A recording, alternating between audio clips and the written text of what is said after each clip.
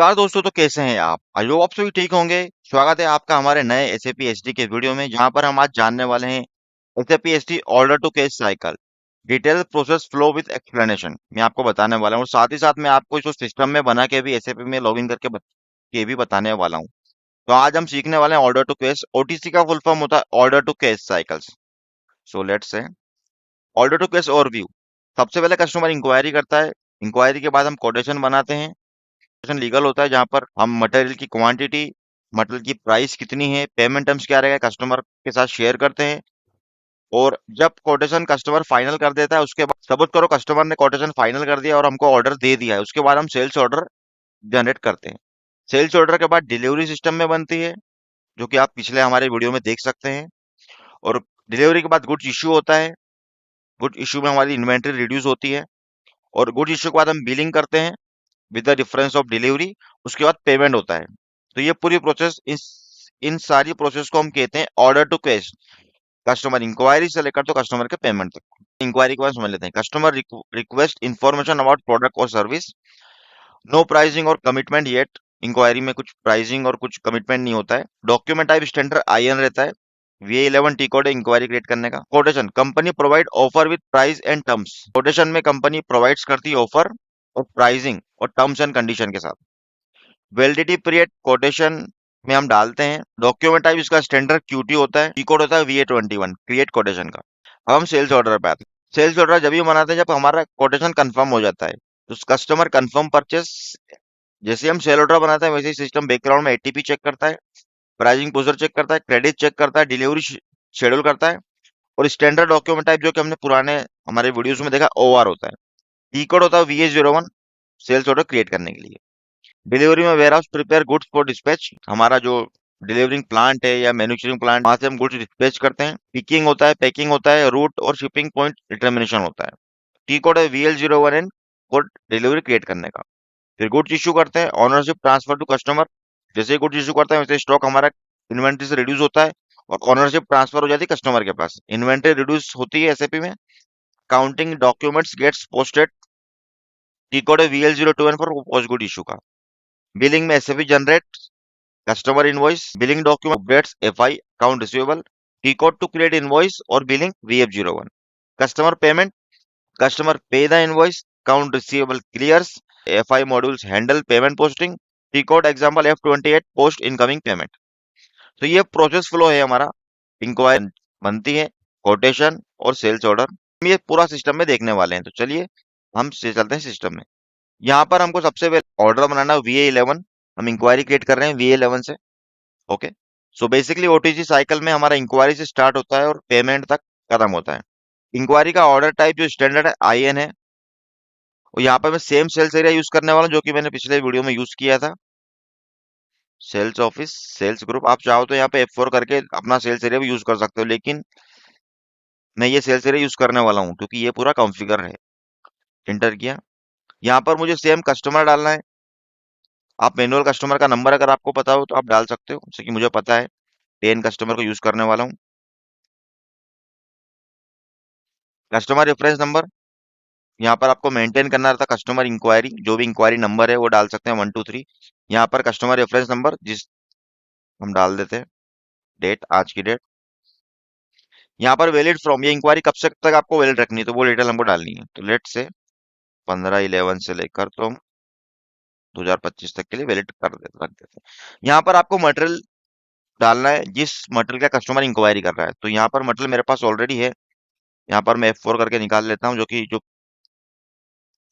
Patties head camera, ये मैं deliver करने वाला हूँ। यहाँ पर क्वांटिटी, कितनी क्वांटिटी कस्टमर मांग रहा है, लेट से कस्टमर 20 क्वांटिटी मांग रहा है। इंटर। यहाँ पर आप आगे आओगे थोड़ा सा,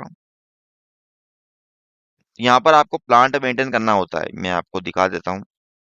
प्लांट ऑटोमेटिक आ चुका है, डिटरमाइन हो चुका है। प्लांट का लॉजिक मैंने आपको पिछले वीडियो में बताया था। यहाँ पर ये पूछ रहा है मैंडेटरी प्राइस कंडीशन PR00। तो यहाँ पर हम जो प्राइस है, हम ये एक्चुअल प्राइस नहीं है, हम डाल देते हैं this is not actual price.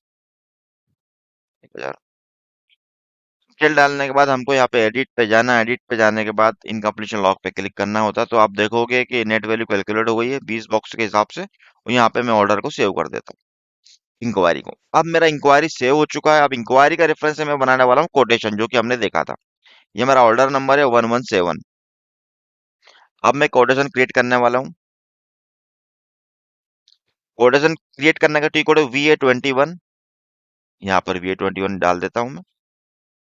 याद रखना, जो हमने इंक्वायरी बनाई प्रीवियसली उसी का रेफरेंस से हम ये कोटेशन बनाने वाले हैं, और कोटेशन का रेफरेंस से हम सेल ऑर्डर बनाने वाले हैं, और सेल ऑर्डर का रेफरेंस है डिलीवरी, डिलीवरी के रेफरेंस से ही हम बिलिंग बनाने वाले हैं।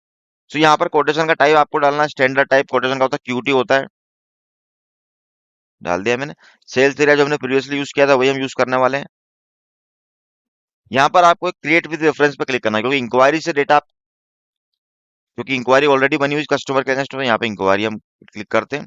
यहाँ पर मुझे इंक्वायरी का नंबर डाल देना है। हमारा जो इंक्वायरी का नंबर 117 आखिरी जनरेट हुआ है, ये डाल दिया मैंने। तो यहाँ पे सिंपल कॉपी के बटन पे क्लिक कर दूंगा। जैसे ही मैं कॉपी के बटन पे क्लिक करता हूँ, वैसे इंक्वायरी से सारा डेटा कॉपी कंट्रोल के थ्रू बैकएंड में हमारे कोटेशन पे ऑटोमेटिक कैरी फॉरवर्ड हो जाएगा। That is a copy control.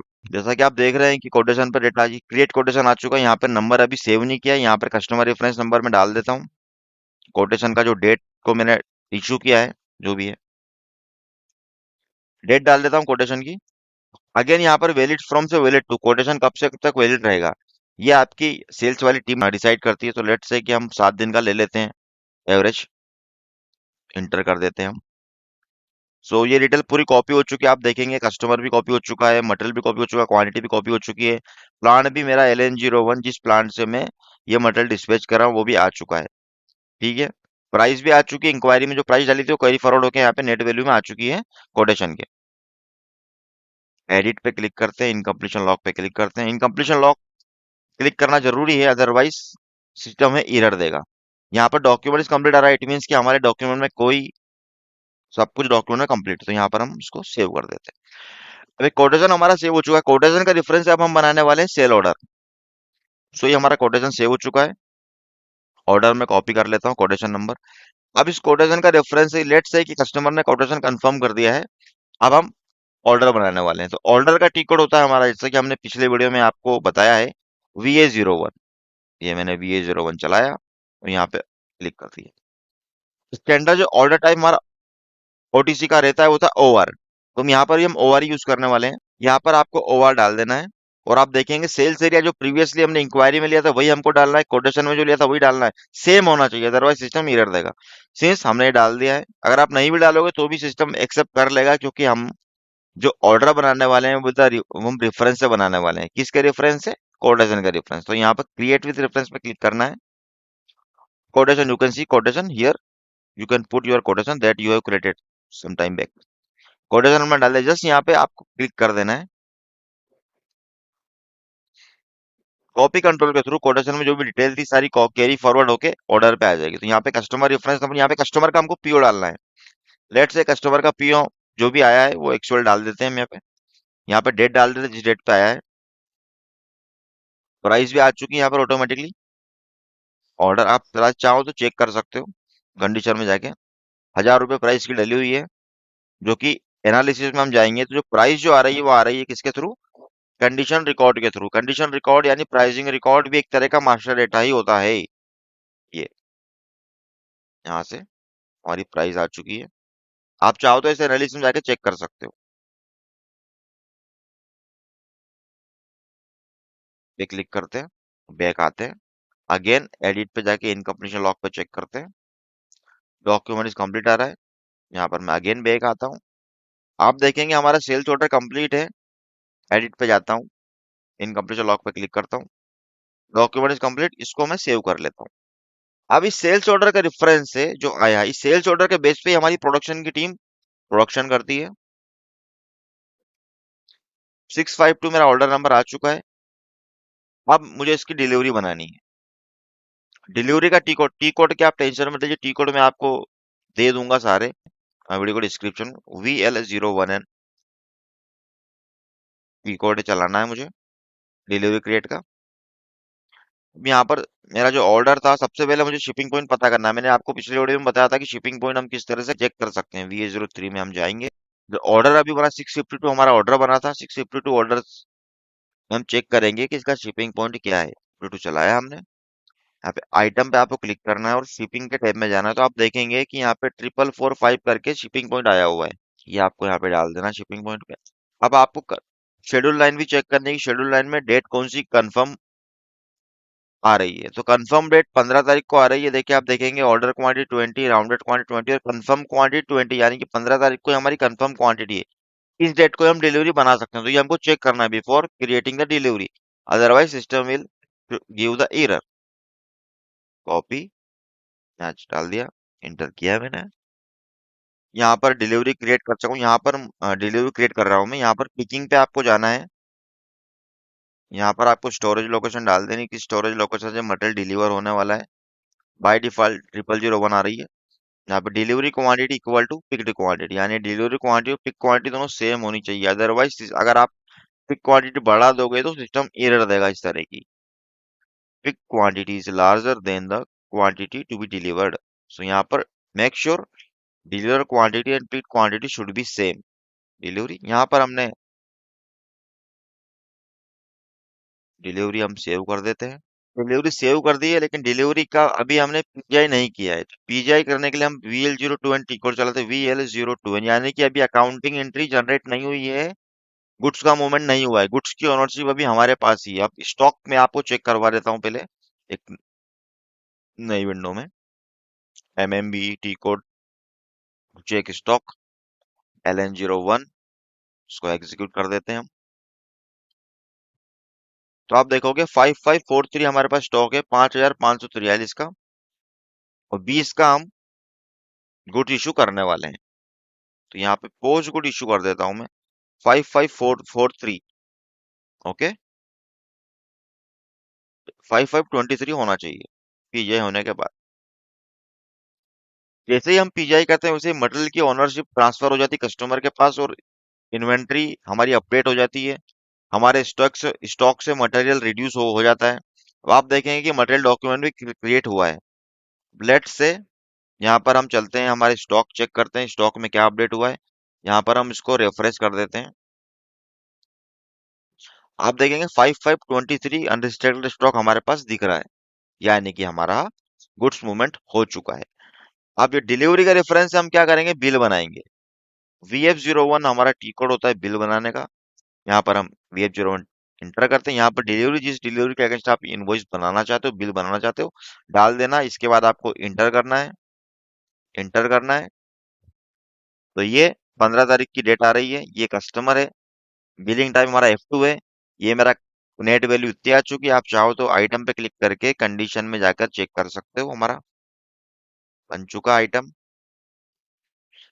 Item का प्राइस आ चुका है। ये डिटेल करने के बाद आपको, आप चाहो तो चेक कर सकते हो आइटम की डिटेल, अगर चाहो तो चेक कर सकते हो प्राइस क्या था, कंडीशन क्या थी, और हेडर की डिटेल भी आप चाहो तो चेक कर सकते हो।